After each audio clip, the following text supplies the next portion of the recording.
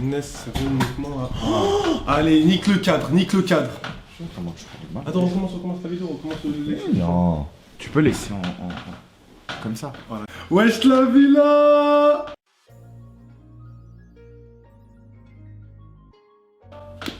Mais BG, aujourd'hui c'est une première sur la chaîne, on va tenter un nouveau concept de vidéo. Pas de présentation de ma personne en fait. Vraiment, on commence une vidéo. Non, je suis pas avec un invité. Attends, bouge pas. Vraiment. Mais BG, aujourd'hui on va tenter un nouveau concept de vidéo, une vidéo réaction. Il n'y a rien de plus basique sur le YouTube game, mais je le fais avec une personne de qualité, une personne importante pour moi, Monsieur Eli sur YouTube, s'il vous plaît. Célèbre. Là, pourquoi je voulais faire cette vidéo avec mon ref? Parce que déjà, c'est mon ref déjà, donc je fais ce que je veux. Et aussi parce que c'est un mec important, parce que sans lui, il n'y aurait pas ce que vous regardez là maintenant. C'est vrai. La Villa Club sur YouTube. Donc c'était important pour moi de l'inviter sur la chaîne. Et il y a aussi un truc qui est important, même si c'est mon big refton, il ne connaît rien en rap. Tu mens, au nom de Dieu, t'es un menteur. Du coup, j'ai décidé de l'inviter, parce que c'est un grand fan de Booba, ça c'est évident. Et cette interview est pour moi, je l'ai regardée, et c'est l'une des pires interviews de Booba. C'est le premier invité de la chaîne, parce qu'il y a eu des interviews et des micro-trottoirs avec des gens dont on s'en bat les couilles, mais t'es le premier invité de la chaîne. Et ça fait grave plaisir. Et bah ça fait. C'est fou, il y a eu rap, etc. Et bah allons-y. On t'es prêt là? Contexte, Booba sort un coffret avec Autopsie 2 et Autopsie 3, donc on est à peu près en 2012. Je vais te déchiqueter, hein. Je te préviens, c'est une boucherie mes interviews. Je suis solide. Des big menaces déjà, T'es des solide, big hein? menaces. Bon, salut Booba. Salut. Écoute, je suis super content de te recevoir parce que je trouve que tu es un personnage hyper ambigu. Et je vais t'expliquer pourquoi. Dès le début en fait. Parce que, Voilà, c'est ça. je me rappelle, il y a quelques années, en fait, j'étais dans ma voiture, puis j'écoutais Skyrock, et tout d'un coup, j'entends le bitume avec une plume. Et je te jure, cette chanson m'a fait un choc. Je me suis dit, putain, je suis persuadé que si Louis-Ferdinand Céline écrivait de nos jours, il écrirait comme ça, quoi. Et à côté de ça, je découvre petit à petit un Booba qui a l'air complètement obsédé par la thune, businessman, un peu calculateur, pas pressé de sortir des albums tant que la maille tombe, et même un Booba qui passe à la Starac. On est dans un contexte où le rap, c'est pas ce que c'est aujourd'hui. Là, on est totalement en pleine crise du disque. Il n'y a pas les plateformes de streaming. Booba fait partie des plus gros vendeurs. Il vend beaucoup de CD en physique. Quand il sort pas un album, il sort un Autopsie. Quasiment tous les ans, il y a du Booba dans les bacs. Pour le mec qui l'interview, il connaît sûrement que Booba de l'époque Le Bitume avec une plume, Panthéon, Temps mort. Le Booba très conscient avec une écriture assez rude. Confrontation avec les flics, d'armes, de choses comme ça. Surtout avant, ouais. Là, c'est gaulerie. Franchement, ce moment-là, il va lui poser une question, mais je sais pas qui d'autre aurait osé lui poser. Mouloud. Non, Tu viens de Boulogne-Billancourt, qui vient d'être sacré par le magazine Capital 12e ville préférée des Français les plus riches. Donc ton inspiration, elle vient de Boulogne ou t'as fait un peu de tourisme en Seine-Saint-Denis? Le mec il était. Ah, par contre, je m'attendais pas à t'as fait un peu de tourisme en Seine-Saint-Denis. Il était venu pour le. Il a dit au début de Il voulait l'enchaîner, en fait. Il a dit, je suis venu pour te déchiqueter, c'est une dinguerie. Bah il a raison. Il n'y a pas de quartier à Boulogne et qu'il n'y a pas une jeunesse défavorisée à Boulogne. C'est vrai que c'est une. Il sait tellement pas quoi dire. Beaucoup de gens riches. Il y a déjà des cités et il y a des jeunes comme moi. Non, mais c'est la même chose, sauf que c'est à plus petite échelle. Comment t'es toi dans la Je veux dire, communauté? moi j'ai vu que ce soit le 93, le 91, 94, 78, tout ce que tu veux. Il se passe les mêmes choses dans certaines parties de Boulogne que dans le... Alors si on se voit, c'est parce que tu viens de sortir un coffret de tes 3 mixtapes en fait, qui s'appelle Autopsie. Voilà, c'est quoi une mixtape?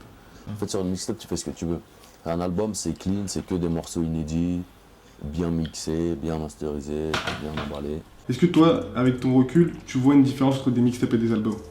Ouais. Bah quand t'écoutes Don Dada. T'as vu, je mets des quand t'as plein de. C'est pas linéaire. Un album, c'est un storytelling. Un morceau inédit comme sur un album, mais tu peux aussi après balancer un freestyle que t'as fait à la radio. Un morceau. C'est vrai que c'était plus d'actualité, ça, les trucs freestyle radio et tout. Mal mixé, mais que t'apprécies. C'est voilà, il n'y a pas de règle quoi. C'est un peu comme un écrivain qui fait son blog quoi. Voilà, c'est un ragoût. Autopsie, le ragoût. D'ailleurs, c'est marrant, parce que C'est ça. justement, du coup, le mixtape, ça te permet d'avoir des invités un peu de tous les styles. Et je suis tombé sur un certain Humphrey. J'ai fui toute Mon délire. On était dans une période où la musique électro se développait de plus en plus, où elle prenait vraiment une grosse place. Après, c'est la même période où quelques années après, que Orelsan sortira Le Chant des Sirènes, que Youssoupha sortira Noir Désir. Humphrey, par exemple, c'est un mec, on se dire là, une vibe chantée sur des prods électro. Et vu que c'est ça qui marchait, Booba il l'a mis dans son album, c'est pas plus compliqué que ça. Et je me suis dit, putain, mais ce mec-là, il est à 10 000 lieues de ton univers, quoi. J'avais l'impression d'écouter le sketch sur le R&B de Gad Elmaleh.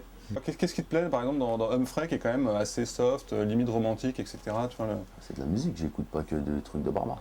J'écoute de la chanson française, j'ai écouté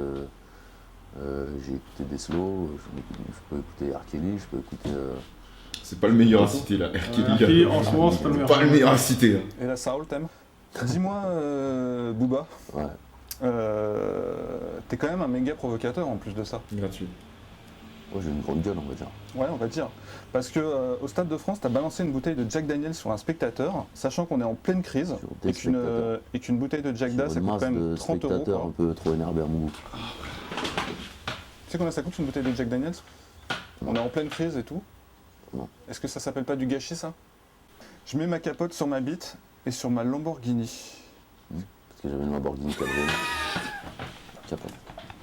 Ah, j'avais pas compris. En fait, il lui sort que des trucs pour Ouais. le piquer, Je en pense fait, qu'il pour avait l'énerver. compris. Booba, à un moment, Ouais. il a compris. Au début, l'interview, il la prend sérieux.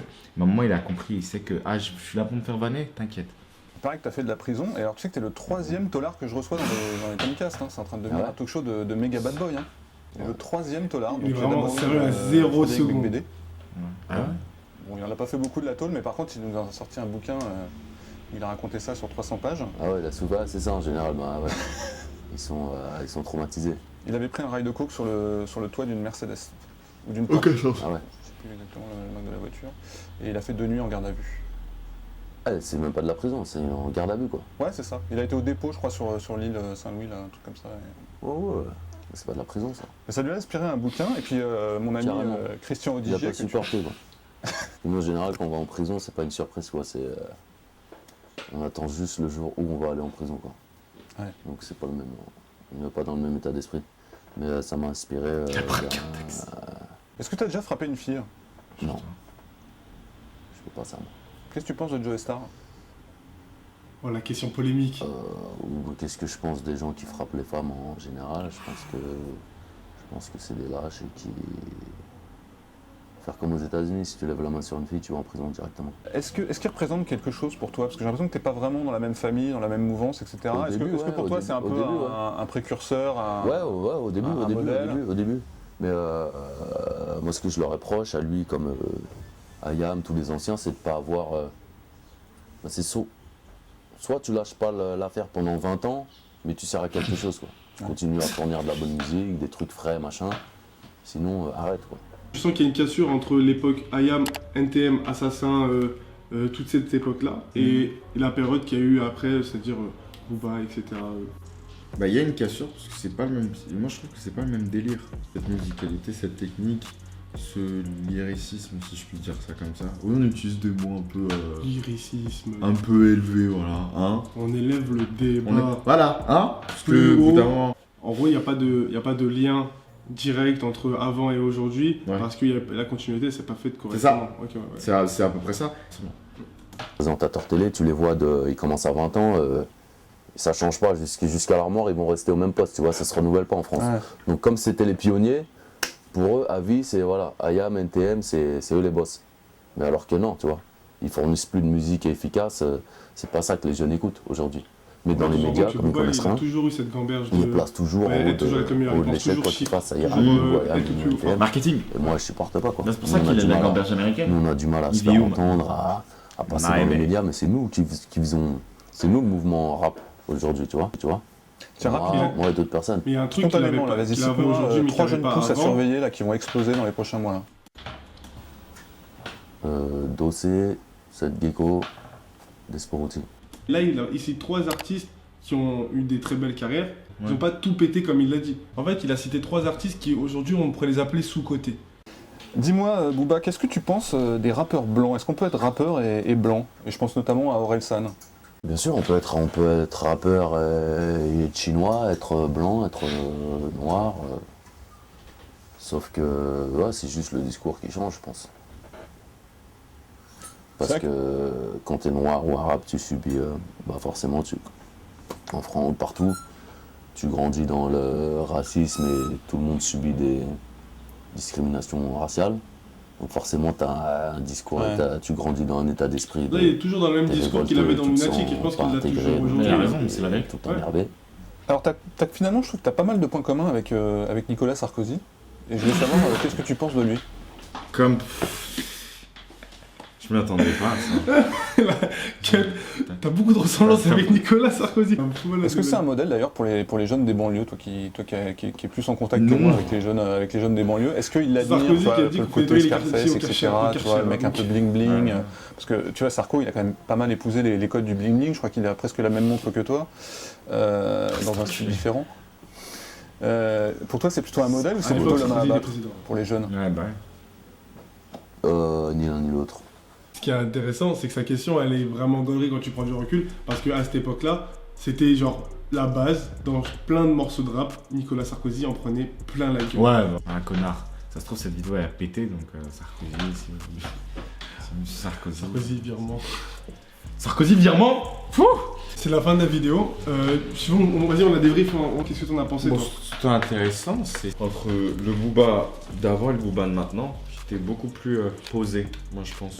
Il était beaucoup plus posé. Après maintenant, il est toujours dans la déconne, hein. Et le mec a compris les codes d'internet, il a tout compris d'ouf. Pour moi, c'est sans faire exprès, Booba, même si on pense que c'est un gamin, le mec c'est un génie d'internet à un niveau que tu n'imagines même pas. Il a compris les codes, il a compris comment ça marchait, il a compris comment faire parler de lui encore 20 ans après.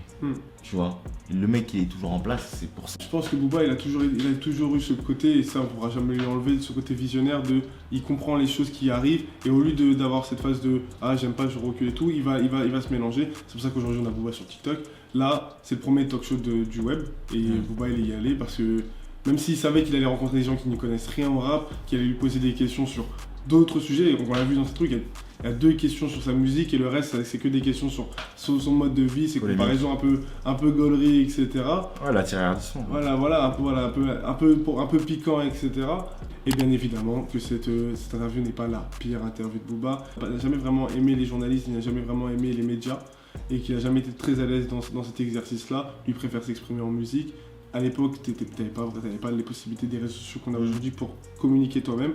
Nous qui passe par ces médias-là, ça le fait un peu chier. Mais Big VG, ça m'a fait trop plaisir. Si ce concept vous a plu, n'hésitez pas à le marquer en commentaire.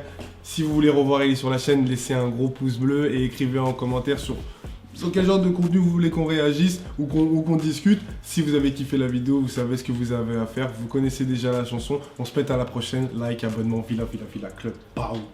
Fallait que je fasse un truc là à la fin. Non. On fait pas comme Mike et Calito? Non. Ils disent quoi? Souscrivez un abonnement. C'est pas ça? C'est pas ça? Non, on fait pas ça chez nous. Nous, c'est plus bao. Bah, Nous, ça flingue. la Villa Gangs. La Villa Gangs.